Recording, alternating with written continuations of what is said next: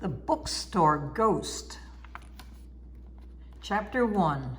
Mr. Brown liked 3 things: ghost books, cheese, and cats. "I will buy a bookstore," said Mr. Brown. And he did. He sold only ghost books. Then he said, "I need a friend. I will get a cat."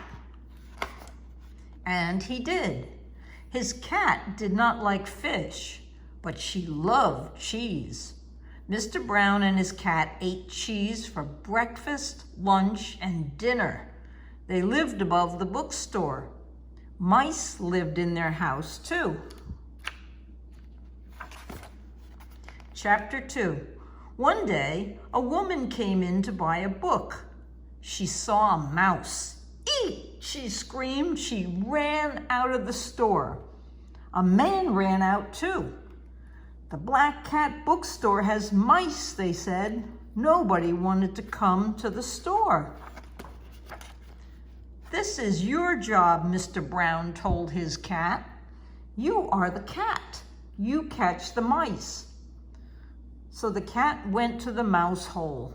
The mice were scared. But the cat said, "I am not like other cats. I like mice." And she did. The cat and the mice played together. Mr. Brown was not happy. "Those mice are scaring people away," he said. "If they do not come in to buy my books, I will have to close the store down." "You have 3 days to catch the mice," he told his cat. "Tomorrow is day 1. "Mr. Brown says you are scaring the people away," the cat said to the mice. "But this is a ghost bookstore," said a mouse. "It should be scary." Then the cat said, "I have a plan." Chapter 3. Day 1 came. Day 1 for the cat and day 1 of the plan. A boy was walking by the store. Crash! A book fell off a shelf. Thump! Another book fell on the floor. "Did you see that?" said the boy. He went into the store. Crash! Thump! More books fell. "The Black Cat Bookstore has a real ghost," the boy said. Then his friends came into the store.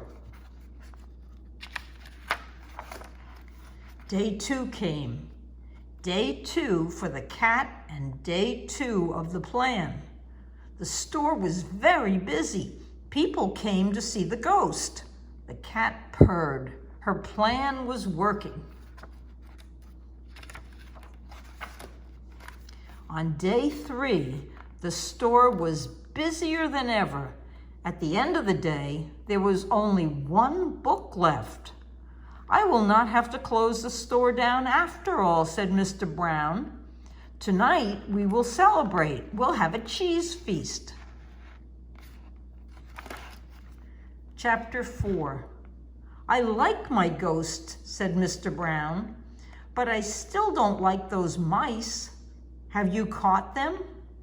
The cat purred. She rubbed against Mr. Brown's legs. Then she walked away. "Shall I follow you?" he asked. He followed her to a bookshelf. "Maybe I will see my ghost," he said. The mice waited for him. They pushed the last book off the shelf. Crash! The mice looked at Mr. Brown. Mr. Brown looked at the mice. "I see," said Mr. Brown. "Do ghosts like cheese?" he asked the mice. Now they all live together.